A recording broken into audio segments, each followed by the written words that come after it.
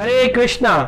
तो हमारे इस 84 कोस व्रजमंडल यात्रा में हम आज आपको लेकर के चल रहे हैं इन 12 वनों में से मुख्य वन श्री वृंदावन धाम। वैसे तो व्रजमंडल को भी कई बार लोग वृंदावन धाम यात्रा के नाम से जानते हैं, परंतु विशेष वन है 12 वनों में से वृंदावन।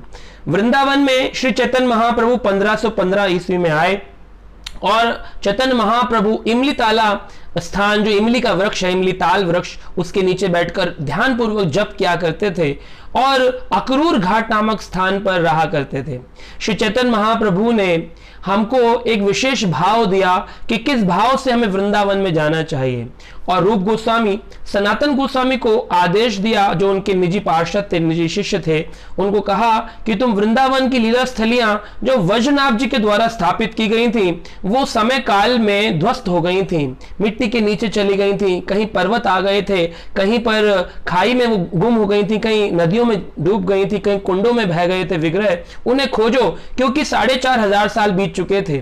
श्री चैतन्य महाप्रभु ने यह उपदेश उनको दिया और हम लोगों को एक भाव दिया कि कैसे हमें वृंदावन में प्रवेश करना चाहिए। श्री चैतन्य महाप्रभु कहते हैं, आराध्यो भगवान व्रजेश तन्यस्तद्धाम वृंदावनम रम्या काचित उपासना व्रजवधू वर्गेण सकल्पिता श्रीमद् भागवत प्रमाणम अमलम प्रेमोपुमर्थो महान श्री चैतन्या महाप्रभुर मदमिदम तत्र आदरो न परः। आराध्यो भगवान व्रजेश तने तद्धाम वृंदावनम। जैसे श्री कृष्ण का हम आराधना करते हैं उसी भाव से हमें वृंदावन धाम की आराधना भी करनी चाहिए। रम्य काचित उपासना, और उपासना कैसे करनी चाहिए भगवान कृष्ण की? वैसे व्रज वधू वर्गेण सकल्पिता, जैसे व्रज की वधुओं ने, जो गोपियां थीं, वो अपने परिवारों को त्याग करके भगवान श्री कृष्ण के लिए ललायित रहती थी, इसी भाव से वृंदावन जाना चाहिए। वृंदावन में लोग जाते हैं कई बार कपड़े खरीदने के भाव से या खाने पीने के भाव से, लस्सी पेड़ा लेने के भाव से, लेकिन भाव क्या है? व्रज वधून वर्गेण सकल्पिता, ऐसी कल्पना करके जाना चाहिए, गोपी भाव लेकर के हमें श्री कृष्ण को अपना प्रेमी मान करके उनसे प्रेम की भावना से वृंदावन में प्रवेश करना चाहिए। और इस बात का प्रमाण कहाँ है कि वृंदावन की जो लीला स्थलियां हैं ये सत्य हैं। श्रीमद् भागवतम अमलम पुमान, यही अमल प्रमाण है प्रेम पुमर्थो महान, जिसमें प्रेम की शिक्षा दी गई है। यहां तक कि उद्धव जी ने भी, जो कि इंटरनेशनल यूनिवर्सिटी से ज्ञान लेकर के आए थे, लोग तो इंटरनेशनल यूनिवर्सिटी लेते हैं, उन्होंने तो दूसरे लोक में, स्वर्ग लोक जाकर के ज्ञान अर्जित किया था, वो भी देवताओं के गुरु बृहस्पति से। लेकिन एक ज्ञान नहीं था, प्रेम का ज्ञान उसे लेने के लिए उद्धव जी को भगवान श्री कृष्ण ने वृंदावन, मथुरा से वृंदावन भेजा था, नंदगांव भेजा था, जाओ तुम गोपियों का प्रेम भाव सीख करके आओ। तो हमें ये सीखना चाहिए, इसी भाव से वृंदावन में आए। रूप गोस्वामी, सनातन गोस्वामी, हमारे जो षड गोस्वामी हैं, गोपाल भट्ट गोस्वामी आदि, उन्होंने व्रजमंडल की अनेक लीला स्थलियों को खोजा। वो तड़पते थे, कहां गए हैं भगवान, कहां है आपके विग्रह? श्री चैतन्य महाप्रभु का आदेश है हमें आपको खोजना है। तो इस प्रकार से इन्होंने कई स्थानों को खोजा। आज भी वृंदावन जो है ये 5 कोस परिक्रमा कहलाती है। एक कोस में 3 किलोमीटर होता है, यानी कि 15 किलोमीटर की परिक्रमा, जो अभी कट कर के 10 किलोमीटर की परिक्रमा रह गई है, जिसे आप सिर्फ 3 घंटे के अंदर ही पूरा भ्रमण कर सकते हैं। इस परिक्रमा को करने मात्र से 5000 मंदिरों को दर्शन करने का फल प्राप्त होता है। जब आप परिक्रमा करें तो जो भी मंदिर आपको दिखेगा, उसकी ध्वजा, उसका चक्र, उसका शिखर, उसका गुंबद देख करके अगर आप प्रणाम करते रहे तो आपको 5000 मंदिरों के दर्शन का फल मिल जाता है परिक्रमा करने से। और यहां हमारे गोस्वामी, जो षड गोस्वामी हैं, श्री रूप सनातन भट्ट रघुनाथ, श्री जीव गोपाल भट्ट दास रघुनाथ, ये 6 ही गोसाई, ये जो 6 गोसाई हैं, इन्होंने ही वृंदावन की विशेष लीला स्थलियों को खोजा, लीला विग्रहों को खोजा, और 7 मुख्य वृंदावन के गौड़ीय वैष्णव मंदिर है। जब भी हम वृंदावन जाएं, हमें इन 7 देवालयों में अवश्य दर्शन करने जाना चाहिए। 22 घाट हैं जो यमुना के किनारे हैं। 12 उपवन हैं जो वृंदावन के अंदर, उपवन, वन के अंदर भी एक उपवन होता है, 12 उपवन हैं। और 64 समाधियां हैं, 64 से भी अधिक हो चुकी हैं, पर उसे 64 समाधि क्षेत्र कहते हैं। तो अवश्य इन स्थानों में जाएं। 7 देवालय कौन कौन से हैं? देखिए, रूप गोस्वामी पाद ने स्थापित किया श्री राधा गोविंद देव, और ऐसा नहीं कि उन्होंने उसको कहीं बनाया, स्कल्पचरिंग करी। वो बैठे थे रूप गोस्वामी और याद करते थे भगवान को। तभी वो देखते हैं कि एक ग्वाला आता है और उनको आकर के दूध पिलाता है, और उस दूध पीने के बाद जब वो निद्रा में जाते हैं तो उनको स्वप्न आता है कि मैं यहीं पास ही में दबा हुआ हूं। जब वो ध्यान से देखते हैं अपनी जप साधना में कि एक टीला है, जैसे गौ मां टीला कहते हैं, वहां गौ माता, गाय माता आकर के रोज अपने दूध का प्रवाह करती थी। जब उस टीले की खुदाई करी तो वहां से गोविंद देव जी का विग्रह, जो वज्रनाभ जी के द्वारा स्थापित था, पुनः रूप गोस्वामी के द्वारा स्थापित हुआ, और वो आज जयपुर प्रदेश में सिटी पैलेस में राधा गोविंद देव के मंदिर के नाम से स्थापित है। लेकिन उसकी प्रतिमा मूर्ति आज भी वृंदावन में है। तो रूप गोस्वामी के इस राधा गोविंद मंदिर की स्थापना हुई, और सनातन गोस्वामी पाद ने श्री मदन मोहन जी की स्थापना करी, जो उनको प्राप्त हुए थे यमुना से। तो इस प्रकार यमुना के किनारे एक चौबे के परिवार से प्राप्त हुए थे। तो इस प्रकार से उन्होंने भी मदन मोहन जी की स्थापना करी। और मधु पंडित गोस्वामी को यमुना नदी के अंदर से प्राप्त हुए थे गोपीनाथ जी, तो उन्होंने, मधु पंडित गोस्वामी ने राधा गोपीनाथ की स्थापना करी। चौथा मंदिर है जीव गोस्वामी पाद का, जो श्री राधा दामोदर मंदिर, जहां श्रील प्रभुपाद हमारे इस्कॉन के फाउंडर आचार्य 6 वर्ष रह के श्रीमद् भागवत का रचन किए, उसको स्थापना किए, और पूरे विश्व को प्रचार करने की प्लानिंग वहीं पर बनाई गई, रूप गोस्वामी पाद के भजन कुटीर के पास में। तो इस प्रकार से गोपाल भट्ट गोस्वामी जो हैं, उन्होंने श्री राधा रमण मंदिर की स्थापना करी, जो उनको गंडकी नदी से 12 शालिग्राम शिला मिले थे। उन शालिग्राम शिलाओं में से एक शिला उनके क्रंदन करने से, उनकी प्रार्थनाओं से, शिला में से नरसिंह चतुर्दशी के दिन उन्होंने प्रार्थना करी, और उसके अगले दिन पूर्णमासी को भगवान राधा रमण प्रकट हो गए। तो इस प्रकार से राधा रमण जी गोपाल भट्ट गोस्वामी की प्रार्थनाओं से प्रकट हुए। श्यामानंद पंडित ने श्री राधा श्याम सुंदर की स्थापना करी, और लोकनाथ गोस्वामी ने श्री राधा गोकुलानंद मंदिर की स्थापना करी। तो ये 7 मुख्य देवालय हैं। इनमें अवश्य गौड़ीय वैष्णव भक्तों को, इस्कॉन के भक्तों को जाना चाहिए, दर्शन करना चाहिए।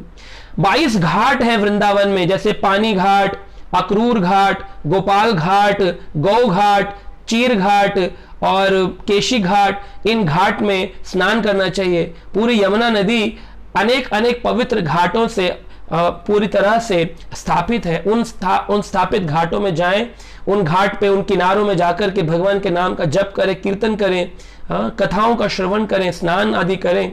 तो ये एक भाव होना चाहिए। और 12 उपवन है वृंदावन के अंदर। तो कई लोग जानते नहीं हैं, मुख्य रूप से लोग 2-3 जगह ही जानते हैं वृंदावन में, और जानते नहीं हैं वृंदावन का भाव क्या है, मुख्य वृंदावन परिक्रमा का फल कैसे मिलता है। तो बताते हैं, वृंदावन के जो ये 12 मुख्य वन है, उसमें पहला है विहार वन। विहार वन है जो कि इस्कॉन का कृष्ण बलराम मंदिर है। ये विहार वन कहलाता है, रमण रेती क्षेत्र है। विहार वन में ही कृष्ण बलराम विहार करते थे। और जब श्री चैतन्य महाप्रभु आए थे तो लोगों का उद्धार करने के लिए आए। इसलिए जब श्रील प्रभुपाद से पूछा गया कि प्रभुपाद जी, आप यहाँ राधा श्याम सुंदर की स्थापना तो कर रहे हैं, लेकिन इस मंदिर का नाम आपने कृष्ण बलराम मंदिर क्यों रखा है?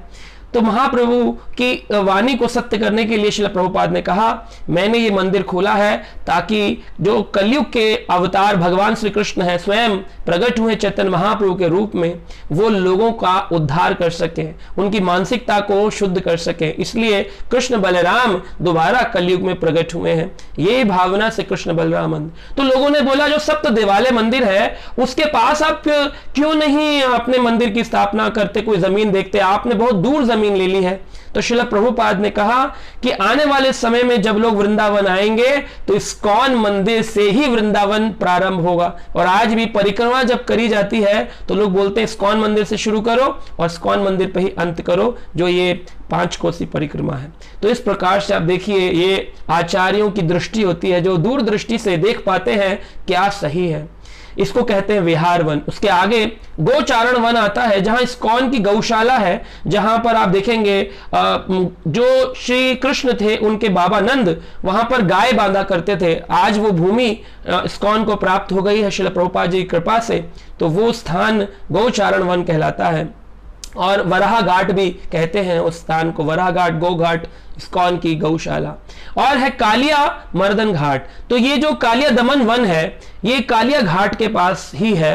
कालिया वो स्थान जहां पर श्री कृष्ण ने कालिया नाग को मार करके भगा दिया था वहां से, और कहा था तुम यहां से चले जाओ। तो वो कहता है गरुड़ जो है आपका वो मुझे छोड़ेगा नहीं, वो मुझे खा जाएगा। तो भगवान श्री कृष्ण ने कहा कि मैंने आपके जो ये 100 फन है इनके ऊपर 100 फनों पर अपने चरण चिन्ह बना दिए हैं, अब गरुड़ आपका कुछ नहीं बिगाड़ सकता, आप यहां से रमणक द्वीप चले जाइए।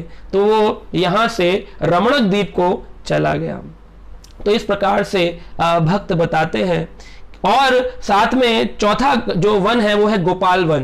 गोपाल वन जो कि गोपाल घाट के किनारे ही गोपाल वन कहलाता है, वहां भगवान ने अपनी गोपाल लीलाएं करी हैं, गौचारण लीलाएं करी हैं। 5वां वन है निकुंज वन।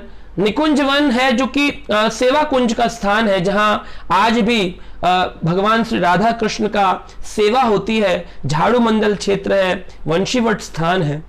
और उसी के पास में निधि वन है। निधि वन तो प्रसिद्ध वन है, सभी जानते हैं निधि वन के बारे में। सबसे प्रसिद्ध रास स्थली है भगवान श्री कृष्ण के वृंदावन में। और वो प्रमुख है इसलिए क्योंकि श्री हरिदास जो थे उन्होंने बांके बिहारी जो बड़ा ही प्रसिद्ध मंदिर है उसकी विग्रह की जो खोज की थी वो उनको निधि वन से ही प्राप्त हुए थे।